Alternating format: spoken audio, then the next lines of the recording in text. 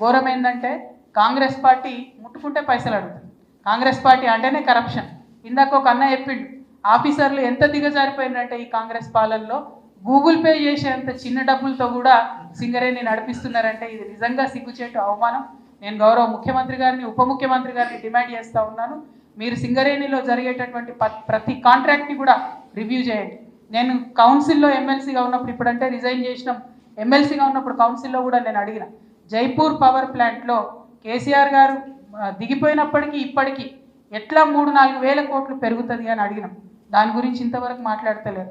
మీరు మాట్లాడకపోతే, ముఖ్యమంత్రి గారు, డిప్యూటీ సీఎం గారు మీరు దృష్టి పెట్టకపోతే ఖచ్చితంగా అవసరం అనుకుంటే సెంట్రల్ విజిలెన్స్ కమిటీకో, అవసరమంటే సిబిఐకో మేమే కంప్లైంట్ చేస్తాం తప్ప కరప్షన్ని సింగరేణిలో సహించమని కూడా ఈ సందర్భంగా మేము హెచ్చరిక చేస్తా ఉన్నాం.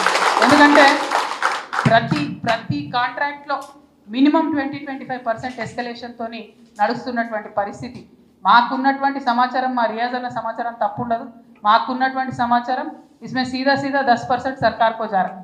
మరి అది లేదు అని నిరూపించుకోవాలంటే మాత్రం ముఖ్యమంత్రి గారు, డిప్యూటీ సీఎం గారు కూడా మరి సింగరేణిలో జరుగుతున్నటువంటి ప్రతి కాంట్రాక్ట్ని కూడా రివ్యూ చేయాలని చెప్పి నేను డిమాండ్ చేస్తూ ఉన్నాను.